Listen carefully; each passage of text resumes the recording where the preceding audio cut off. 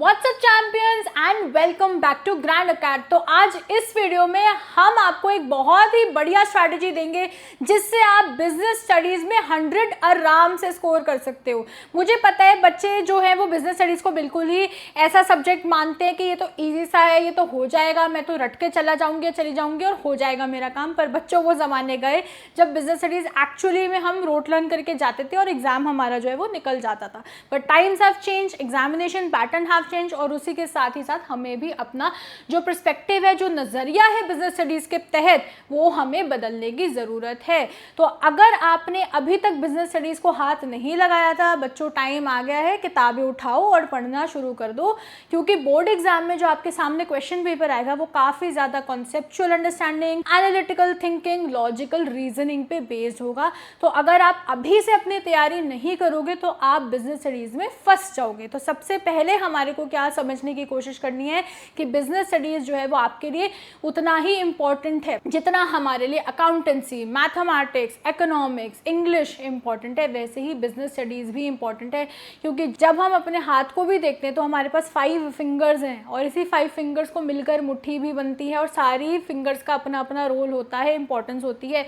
वैसे ही business studies की भी अपनी ही इंपॉर्टेंस है। तो फटाफट से शुरू करते हैं और समझने की कोशिश करते हैं कि हम बिजनेस स्टडीज में 100 कैसे स्कोर कर सकते हैं। तो हमारी जो टिप्स होंगे बच्चों बिजनेस स्टडीज की, वो क्या होंगी? सबसे पहली tip, your approach is wrong. जैसे मैंने आपको अभी स्टार्टिंग में बताया कि जो हमारी बिजनेस स्टडीज को लेकर हमारा नजरिया है वही बहुत ही ज्यादा खराब नजरिया है।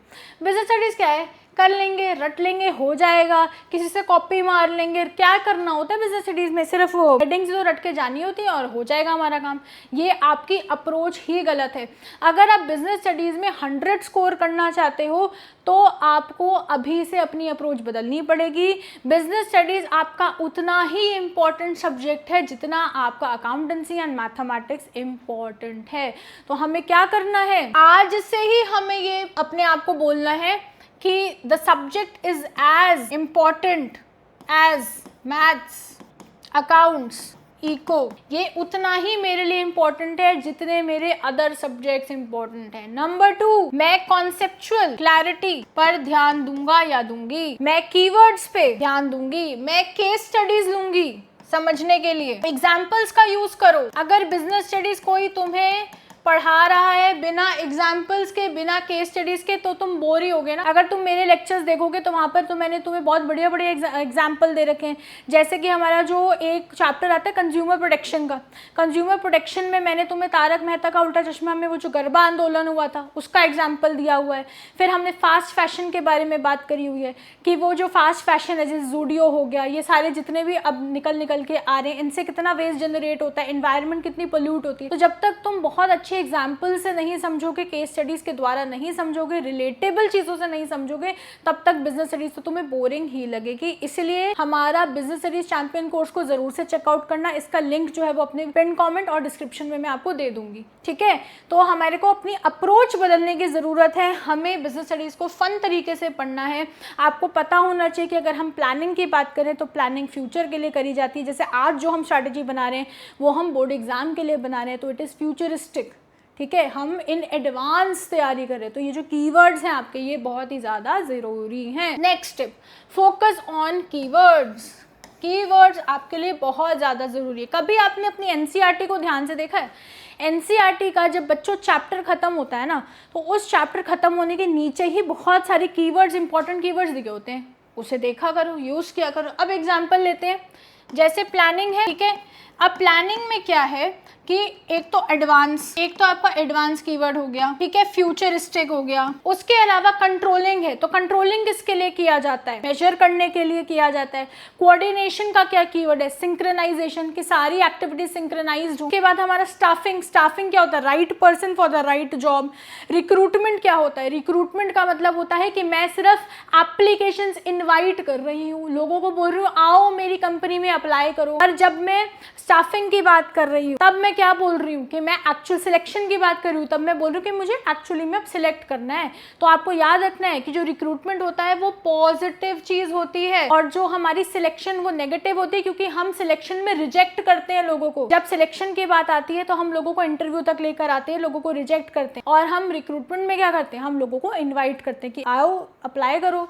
तो ये जितने भी हमारे कीवर्ड्स हैं आपके लिए बहुत इंपॉर्टेंट। अब डायरेक्टिंग है, डायरेक्टिंग एक ऐसा फंक्शन है बच्चों जहां से हमारा एक्चुअल काम शुरू होता है। प्लानिंग में तो पेपर पे ही काम हो रहा है ना, एक्चुअल काम तो धीरे धीरे आगे जाके डायरेक्टिंग में शुरू होता है। फिर मोटिवेशन है, मोटिवेशन क्या है कि इनर अर्ज होती है हमारी। तो ये जब तक आपको चीज़ें नहीं पता होंगी, कीवर्ड्स नहीं पता होंगे, आपको नंबर नहीं मिलेंगे। जब भी हमारी मार्किंग स्कीम अगर आप सीबीएसई की देखोगे तो वहाँ पर भी ये सारे कीवर्ड्स, ये सारे सेंटेंसेस जो है वो मेंशन्ड होते हैं। इसके साथ ही साथ आपको फ्लो चार्ट्स भी बनाने हैं। फ्लो चार्ट्स आपको बहुत अच्छी मदद करेंगे। आपके क्रिस्प नोट्स होने चाहिए, जैसे हमारे जो बिजनेस स्टडीज़ का कोर्स है उसमें आपको बड़े अच्छे माइंड मैप्स मिलते हैं, बड़े अच्छे क्रिस्प नोट्स मिलते हैं, डिटेल नोट्स भी मिलते हैं, सब कुछ मिलता है ना। तो ये चीज़ें आपको बहुत ही ज़्यादा हेल्प करेंगी। अब नेक्स्ट आती है definitions and name is equal to rote learning. तो थोड़ी तो बच्चों रोट लर्निंग हर सब्जेक्ट में आपको करनी पड़ेगी। अब डेफिनेशंस बहुत ही ज़्यादा इंपॉर्टेंट है, क्योंकि डेफिनेशन से एक तो आपको ये याद में रखना कि देखो जब भी हम आंसर राइटिंग करेंगे तो आंसर राइटिंग में क्या आएगा, इंट्रोडक्शन आएगी, बॉडी आएगा, कंक्लूजन आएगी, है ना। जो हमारी इंट्रोडक्शन होगी उसी इंट्रोडक्शन को आप शुरू कैसे करोगे, मीनिंग या डेफिनेशन से करोगे। तो डेफिनेशन अच्छे से आपको रटी होनी चाहिए। डेफिनेशन क्यों इंपॉर्टेंट है, एक इसलिए भी इंपॉर्टेंट है क्योंकि इससे 1 मार्कर्स आने की बहुत ज़्यादा संभावना है। जैसे अगर मैं आपको बताऊँ तो हम ले लेते हैं जैसे मार्केटिंग है, ठीक है। तो मार्केटिंग के हमारे पास 2 डेफिनेशन है। एक तो फिलिप कॉटलर हैं जो हमारे फादर ऑफ मार्केटिंग बोला जाता है जिनको, उनकी डेफिनेशन एनसीईआरटी में। इसके अलावा हमारे पास एक है एएमए की। तो दोनों में से कोई एक डेफिनेशन याद कर लो, नीचे लिख देना। अगर फिलिप कॉटलर की याद है तो नीचे फिलिप कॉटलर लिख देना, इससे भी आपको इंप्रेशन बहुत अच्छा मिलेगा।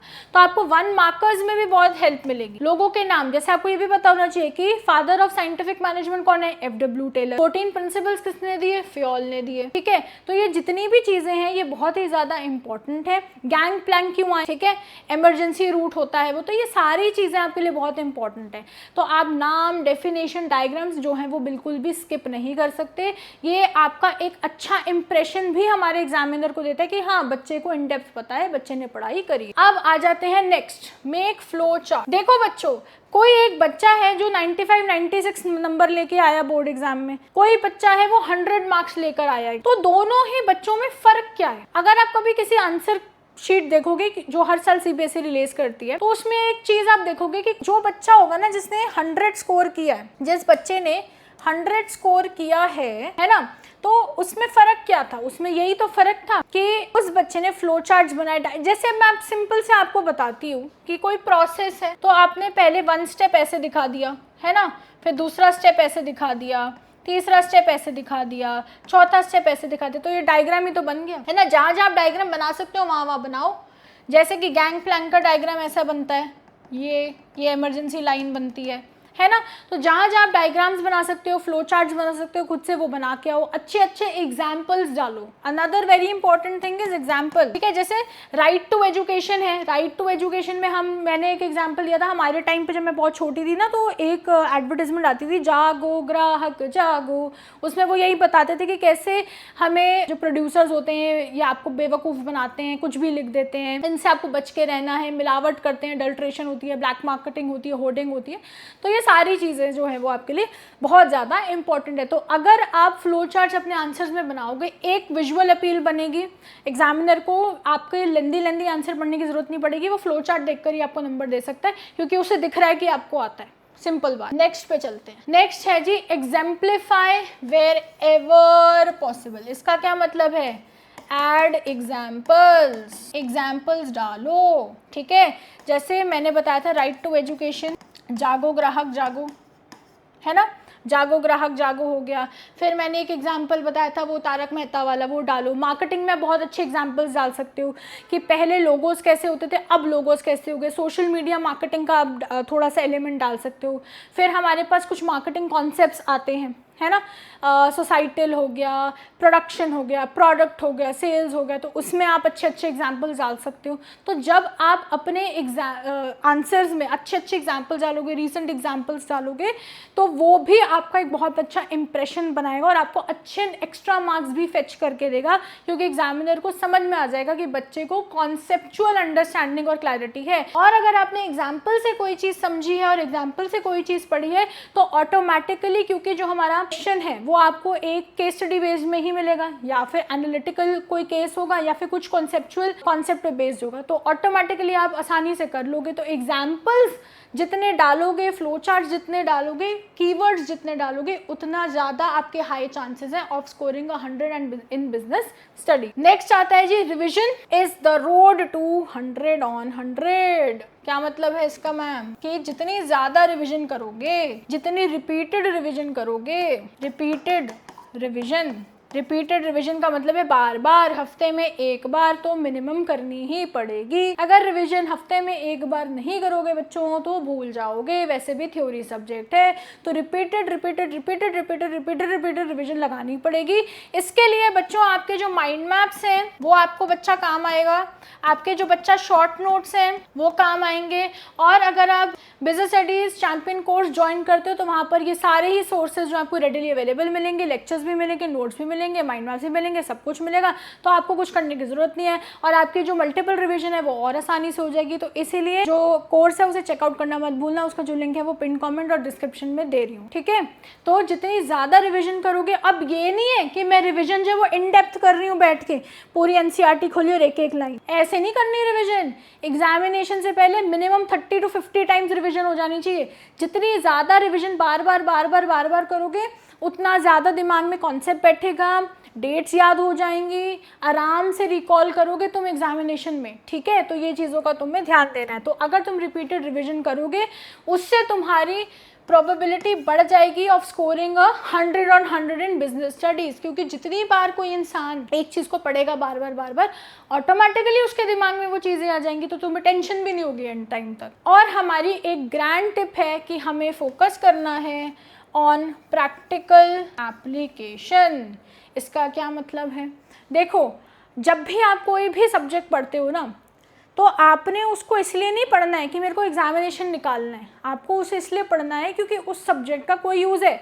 अब आप बिजनेस स्टडीज़ पढ़ रहे हो, आप जो सीख रहे हो वो आप अप्लाई भी तो करोगे, है ना। अब जैसे प्लानिंग है, सिंपल सी बात है, प्लानिंग कर रहे हो आप अपने लिए भी कि भाई अच्छा मेरे को सीयूटी देना है, सीयूटी के लिए तो मैं ऐसे पढ़ाई करूँगा, ग्रैंड अकैड से पढ़ाई करूँगा, ग्रैंड अकैड का ये वाला कोर्स लूँगा, ग्रैंड अकैड का इंग्लिश और गैट कोर्स तो मैं ज़रूर लूँगा, इको भी ले लूँगा, पॉलिटिकल साइंस भी ले लूँगा, मेरा तो सॉर्ट हो जाएगा। तो आप क्या कर रहे हो? प्लानिंग ही तो कर रहे हो, है ना।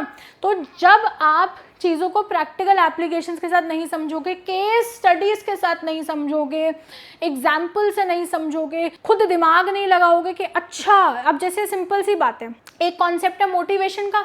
मोटिवेशन कितने तरीके की होती है? 2 तरीके की होती है, एक होती है पॉजिटिव, एक होती है नेगेटिव, राइट। अब पॉजिटिव मोटिवेशन कैसे आएगी भाई आपको कि ठीक है आप बोर्ड एग्जाम में अच्छा करो, मैं आपको आईफोन दिला दूंगा, आपके पेरेंट ने बोला। कई लोगों पे ये नहीं काम करती, नेगेटिव मोटिवेशन काम करती है, जैसे कि भाई तुम तो क्या ही करोगे, तुमसे कुछ नहीं हो पाएगा। और यही बंदा मोटिवेशन ले लेता है और अपने आप को प्रूव करता है कि नहीं मैं क्यों नहीं कर सकता, मैं भी करूँगा, ठीक है।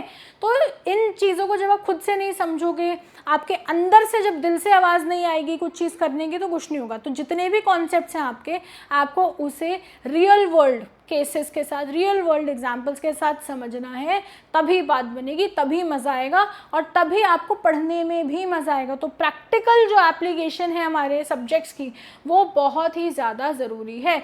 जैसे फाइनेंशियल मार्केट्स है, फाइनेंशियल मैनेजमेंट है, जो हमारी बुक 2 है स्पेशली, वो तो सारी इस पर ही बेस्ड है ना। कैपिटल स्ट्रक्चर कैसा होना चाहिए, डेट इक्विटी क्या है, वर्किंग कैपिटल क्या है, मार्केटिंग और सेलिंग में क्या फ़र्क है, ब्रांडिंग कितनी सारी चीज़ें हैं, ब्रांडिंग क्या है, ब्रांडिंग एलिमेंट क्या है, कलर क्या होता है, अच्छा फिर ब्रांड नेम में क्या क्या चीज़ें आती हैं। जैसे आपके पास सिंपल सी बात मैं आपको बताती हूँ, ग्रैंड अकैड का लोगो देखो, क्वेश्चन करो वो क्या कहने की कोशिश कर रहा है, उनका मैसेज क्या है, उन्होंने ऐसा क्यों किया, ठीक है, एप्पल का लोगो कैसा है। अच्छा, जो स्टारबक्स का अगर आप लोगो देखोगे तो स्टारबक्स का लोगो भी इतना इवॉल्व हुआ है, पहले कुछ और था अब कुछ और है, क्यों है, क्या कम्युनिकेट करने की कोशिश कर रहे हैं। तो जब तक आप ये चीज़ें खुद से भी नहीं पूछोगे, खुद से नहीं पढ़ोगे, अप्लाई करने की कोशिश नहीं करोगे और चीज़ें नहीं करोगे तो आपको ऐसे समझ में नहीं आएगा। तो ये बहुत ही ज़्यादा ज़रूरी है कि हम जो भी पढ़ रहे हैं वो हम आगे करने के लिए पढ़ें, सिर्फ रटने के लिए नहीं।